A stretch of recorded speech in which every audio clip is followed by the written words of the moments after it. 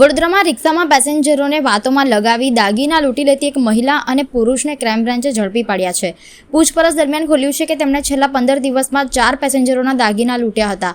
મળતી માહિતી પ્રમાણે ખોડિયારનગર ખાતે રહેતા એક વેપારી પોતાના પત્ની અને સાડી સાથે માંડવીના જ્વેલર્સમાંથી દાગીના ખરીદી રિમોટ લેવા માટે રાવપુરા રિક્ષામાં જઈ રહ્યા હતા।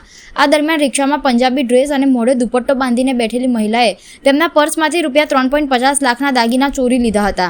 આ બનાવ બાદ ક્રાઇમ બ્રાન્ચના પીઆઈ આરજી જાડેજા અને ટીમે સીસીટીવી ફૂટેજ અને ટેકનિકલ સોર્સના આધારે તપાસ શરૂ કરી હતી। તપાસ દરમિયાન ખાસવાડી સ્મશાન પાસે રિક્ષામાં જતા મોહમ્મદ યુનુસ ગુલામ હુસેન કાગદી અને કાલી જસપાસ લોંધે ને ઝડપી પાડ્યા હતા। તેમની પાસેથી ચોરાયેલા દાગીના મળી આવ્યા હતા। પોલીસે તપાસમાં માલુમ પડ્યું કે આ દાગીના પેસેન્જરોના સામાનમાંથી લૂંટી લેવામાં આવ્યા હતા। આરોપીઓ પાસેથી રિક્ષા, 2 મોબાઈલ અને દાગીના મળી કુલ ₹4.52 લાખની મત્તા કબજે કરવામાં આવી છે।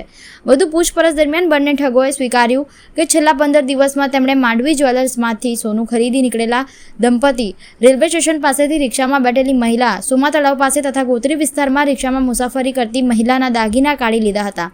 પોલીસે આરોપીઓને ઝડપી પાડી વધુ તપાસ સાથે કાયદેસરની કાર્યવાહી હાથ ધરી હતી।